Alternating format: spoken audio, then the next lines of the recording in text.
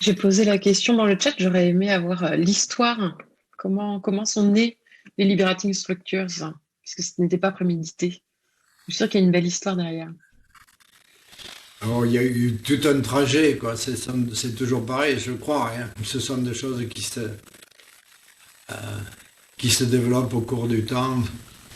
Et moi, je j'aurais jamais cru que je me trouverais impliqué dans ce genre de truc, quoi. J'ai fait une carrière,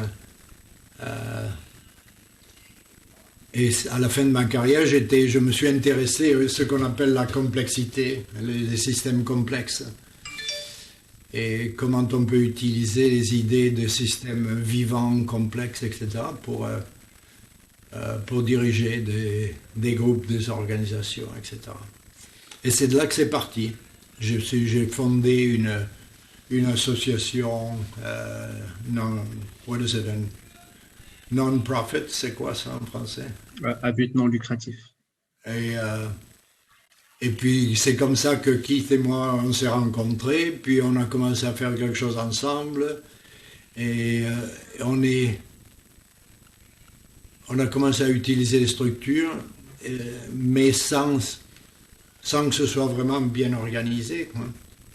Et puis, je crois que pour moi, le point de départ, ça a été un meeting qu'on a organisé pour un groupe de gens qui faisaient partie de la compagnie, qui travaillaient pour moi dans le temps.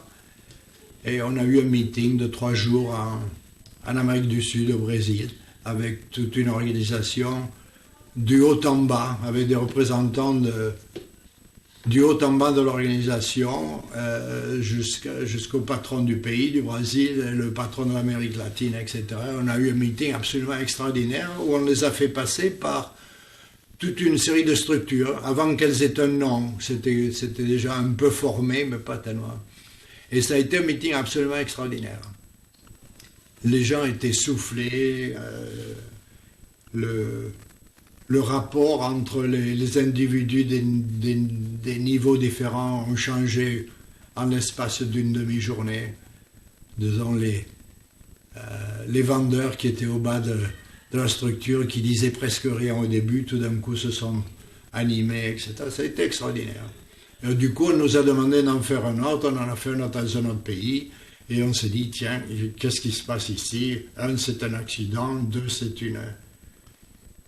une coïncidence, et puis on en a fait un troisième, et on a commencé à se poser des questions. Et c'est comme ça qu'on a commencé à organiser un petit peu les structures, parce qu'on nous a demandé de documenter ce qu'on faisait, parce que les gens voulaient les utiliser, bien entendu. C'était le but de ces meetings. Et c'est comme ça que ça a démarré. Et puis on a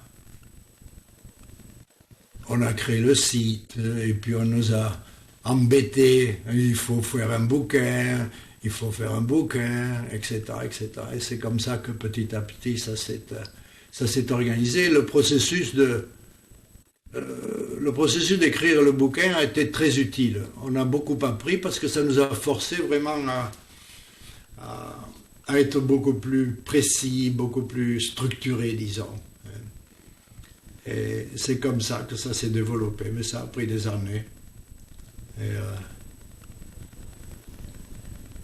c'est la vie.